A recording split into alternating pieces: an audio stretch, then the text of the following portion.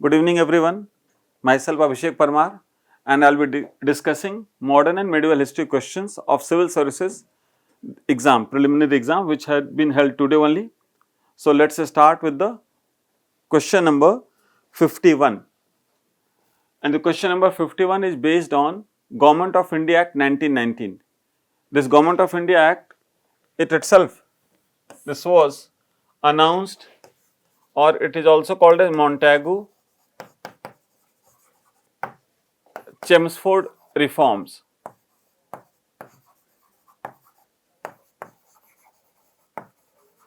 As you know, Montagu was the Secretary of State and Chelmsford was the Viceroy. Based on their report which was submitted in the year 1918, this act had been introduced, and this act had a very important provision in which subjects were divided into two categories, reserved and transferred, and this is called as diarchy. This is known as diarchy or also known as double government. So, the provision of diarchy, it was introduced by the Government of India Act in 1919 in the provinces, and in the provinces subjects were classified into two categories based on the degree of importance. So, the important subjects were called as reserved subjects and the lesser important subjects were called as transferred subjects, and this question has been asked regarding which all subjects are reserved in this category of subjects which have been listed here 1, 2, 3, 4. This is slightly difficult question because normally we try to understand the concept part and we do not go into such detail in remembering the subjects. But here, as I often tell you in the class also, that many a time questions can be handled through eliminating the option, and the option here is the clue. The option is that local self-government, this is the easiest option which was a part of the transferred. If you go with the option,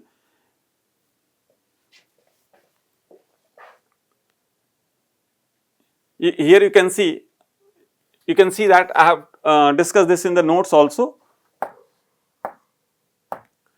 Is that okay? Yeah. See this part, okay. More important subjects, okay. This was given to the respective governors. It has been discussed in the class also. So, the options, please show me the option, just a second. The A, B, C and D. Okay, 2, 3, 4. You see 1, 2, 3, and this one is 1, 2 and 4. Clear? So, 2 is the easiest option. Local self-government is a part of the transferred part, and the question is demanding about the reserved. So, we can eliminate this one, and the option is solely 1, 3 and 4. This is 1, 3 and 4. So, answer C will be correct for the question number 51. Coming to question number 52, in medieval India the term Fanam referred to, it refers to coins, and this is again, as far as this year history questions are concerned, they are a bit, particularly of the medieval India, they are a bit difficult question because Fanam, the root of this word is originally Panam in Tamil. Okay. Fanam were the coins which came into popularity from the 13th century, and primarily the Fanam coins circulated widely in South India in the state of Travancore or in Madras region. And originally it has, you can say the word had been derived from Panam, and Fanam is a more anglicized version. Anglicized version means coming from the English people, okay, they used to call it as Fanam. So, answer is B.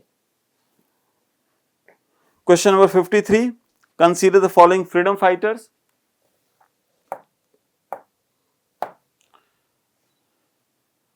And who among them were associated with the Gadar party?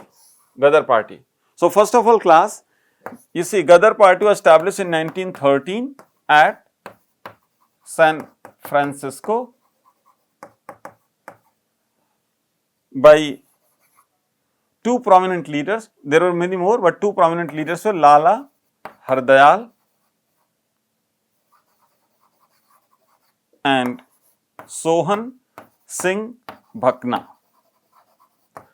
They were the two most prominent leaders of this party, Gadar party, and Gadar literally means revolt.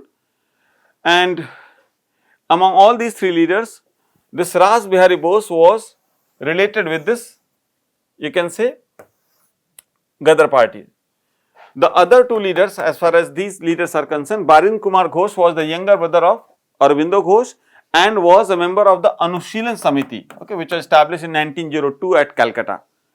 And Jogesh Chand Chatterjee, he was one among the founders of Hindustan Republican Army, HRA, which was established in 1924 at Kanpur. So, Ram Prasad Bismil, Jogesh Chatterjee and Sachindranath Sanyal. I often, while teaching you in the class, I often say, please stick to the basic book, standard book. And going through the questions, as I can see here, I have found that these questions are so much, you can say, conceptual as well as factual, for which you should primarily rely on textbook. And I will give you a proof, okay, that like this question also, this has been asked from the Bipin Chandra, okay, India struggle for independence. You can go to the chapter, Bhagat Singh chapter, you will find the answers given in the Bipin Chandra. So, please rely on the textbook, that will help you in the preparation of this exam.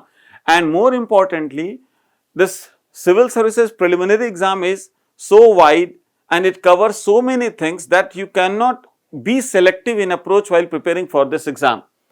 So, Barin Kumar Ghosh related to Anushilan Samiti, a revolutionary society. Jogesh Chand Chatterjee related to HRA. Ras Bihari Bose, he was related to this, what you can say, Gadar party, and he was the man who was involved in throwing bomb on Harding in the year 1912 when the capital was shifted to Delhi. Clear? So, answer will be only 3. So, answer is D. Question number 53, answer will be D. Okay, this one, Ras Bihari Bose. Now, moving to the question number 54.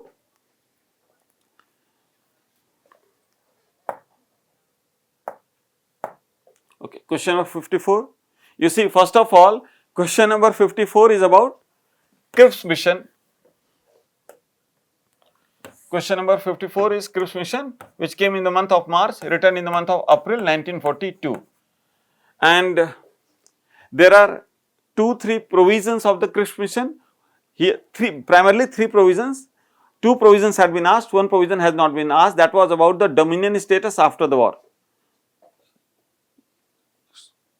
You see, I have taught in the class itself also, and here is the Cripps mission as it had come to get the support of the Indians, because this is the war time, this is the World War time going on, Second World War. And you can see the 3 provisions are there: dominion status after the war, which had not been asked here. A constituent assembly was to be created, okay. For drafting the constitution, a constituent assembly had to be created, whose members should be elected, okay, elected by provincial legislative assemblies and nominated by the rulers. But the question had, what you can say, is asking about what? Constituent assembly would have members nominated. This was the wrong thing. This was not correctly. It should be elected by the provincial assemblies as well as the, and this is from the princely states, it was nominated.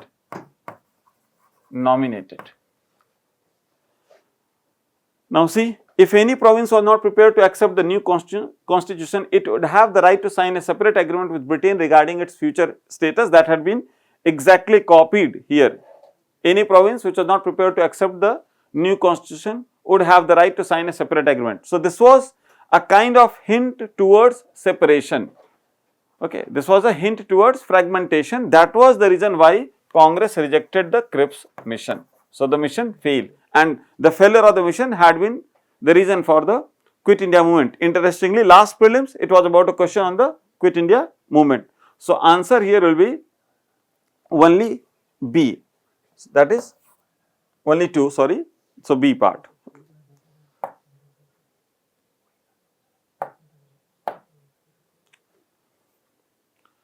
Question number 57. First of all, This question is about the Mongol invasion. Last year also prelims, you see, there was a question on Mongol invasion. This time also you will find a question on Mongol invasion, and you can do this question by just reading NCRT. It is given in the NCRT. The first Mongol invasion of India happened during the reign of Jalaluddin Khilji. Jalaluddin Khilji was in the period founder of 1290 to 96, founder of the Khilji Empire. Mongols had been invading India since the establishment of the Delhi Sultanate. Iltutmish also had to face the wrath or the anger of Genghis Khan. But Iltutmish was lucky that he did not give shelter to a man and he saved the empire. After this, 1221, okay, Genghis Khan had appeared on the bank of river Indus. After that, 20 years later, in 1241, Tair Bahadur, he led an attack. Okay. He led an attack on Delhi Sultanate, and during this time, if you see 1241, it was the rule of Nasiruddin Mahmud, okay, who was from the family of or grandson of Iltutmish. So, the first Mongol invasion of India happened during the reign of Jalaluddin Khilji. This will be a wrong option. During the reign of Alauddin Khilji, one Mongol assault marched up to Delhi and besieged the city. This is true. Okay, this is correct, and that was the reason why Alauddin Khilji had to, you can say, form a new city called as, or fort called as Siris Fort. He had established this. Muhammad bin Tughlaq temporarily lost portions of northwest of his kingdom to Mongols. This is not correct, because by the time when Muhammad bin Tughlaq will come to power, his period of rule is 1326 to 51. Mongols had been quite weakened, so they were not having power to attack, or they were not having power to, you can say, defeat Muhammad bin Tughlaq. So, the first and the third option will be incorrect, only second option will be correct. So, for this question number 57, answer will be B. Now, moving to question number 58, with reference to Kulah-Daran. With reference to Kulah-Daran, what is in Indian history? Which is the correct option? Kulah literally means class, cap. Kulah means cap. Sayyids, they were respected people in the Muslim society, and Sayyids claim their origin from Fatima, descendant of Fatima. Fatima was the daughter of Prophet Muhammad, and Sayyids were quite respected in the Muslim society, and they were, you can say, characterized by, they used to wear a special cap which was a bit pointed, or you can say conical in shape, and Kulah means cap, since they used to wear, so called as Kulah-Daran, means the one who would be wearing, okay, such pointed caps. So, answer will be Sayyids. Obviously, I will say here that this is going to be a very tough questions, and not everyone can do. This is a question which has not to be attempted, because every time you will not find such questions which is easy and which you can do correct. So, this was not into that category. Next time there may be a different questions which we may fail to answer. So, 58 D. 58, okay. Answer is D. Question number 59. 59, with reference to Indian history, consider the following statements. The Dutch established their factories, warehouses on the east coast on lands granted to them by Gajpati rulers. Please keep in mind, as far as history is concerned, I hope for other subjects also this rule is applicable, that we have to apply logic while answering at times MCQ type of question. Even if you do not know this factual information, all of us know that basic thing, that the Dutch company was established in 1602. Okay, 1602. By this year, you will find who is ruling? Akbar. So, Odisha had passed into the control of Akbar. So, it will itself be a wrong statement that they were assigned, okay, you can say land granted by Gajpati rulers.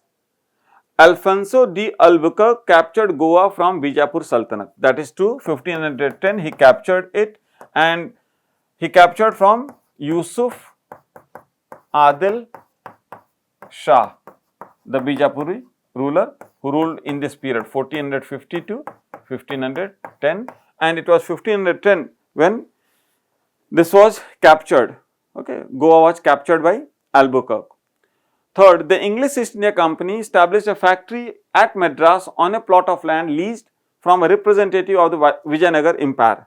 Okay, so the English employee Francis Day, he was the man, Francis Day, who obtained this plot of land from a king, or you can say also a big ruler, a big jamidar or nayak, Chandragiri. Chandragiri is the place in an area around Madras. Okay, so he got a land from the ruler of Chandragiri, who himself was a vassal of Vijayanagar rulers, and here the company established the famous factory Fort St. George, presently Chennai, Fort St. George in 1639. 1639. So, statement 2 and statement 3 are correct and statement 1 is wrong. So, answer will be B, 2 and 3. Done, 59. Okay. Now, moving to question number 92. 92, it is about the rulers who were associated with whichever dynasty. So, both Nanuk and Jayashakti, they were related to Chandel dynasty. Both were related to Chandel dynasty. So, this first one is correct, second one will be wrong, because it is being here shown as belonging to Parmar dynasty, wrong. Nagbhat second, he was a very famous ruler of the Rashtkut dynasty, because this is the period when there was a fight for the Kannauj or the capital city Kannauj, and Nagbhat second had captured Kannauj and made Kannauj as his capital, but he belonged to Rashtkut dynasty. Bhoj was from Parmar dynasty, clear?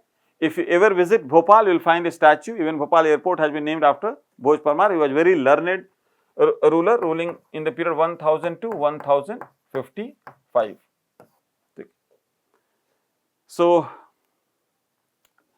Even भोज के मरने के बाद विद्वानों ने कहा अध्यधारा निराधारा निरालंबा सरस्वती, मतलब विद्या की देवी सरस्वती निराश्रित हो गई. ठीक है, विद्वान और विद्या की देवी सरस्वती निराश्रित हो गई, भोज के लिए है. इन्हीं से इंस्पायर होके मेडिवल टाइम में Krishnadeva Raya had taken the title Andhra Bhoja और Abhinava Bhoja. So here which are correctly matched? Nannuk is Chandel, true. What you can say, Jayashakti, wrong. Nagbhat second, he was from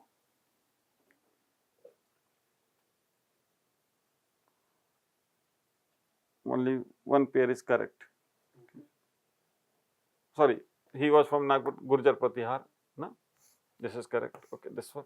So this is wrong. This one will be wrong. 1 and which one is correct? 3. 1 and 3 correct. अच्छा, इसमें ऐसे नहीं, इसमें pairs में, तो only 2 means pairs. Clear? Last. Yog Vasisht was translated into Persian by Nizamuddin Panipati during the reign of Akbar. Answer A. Answer will be A. This Yog Vasisht, as far as history is concerned, nobody knows actually who had written this Yog Vasisht, but popularly a belief is there that it was written by Valmiki and it had been translated on the orders of Jahangir. Dara Shikoh had also translated, but here the question was during translated into Persian, Nizamuddin Panipat during the reign of, so option, the best option available was Akbar. Okay. So answer will be A for question number 94. Okay. Thank you. I hope and I wish all the best for those who are writing mains this year. Okay. Prepare well for the coming exam. All the best. Thank you.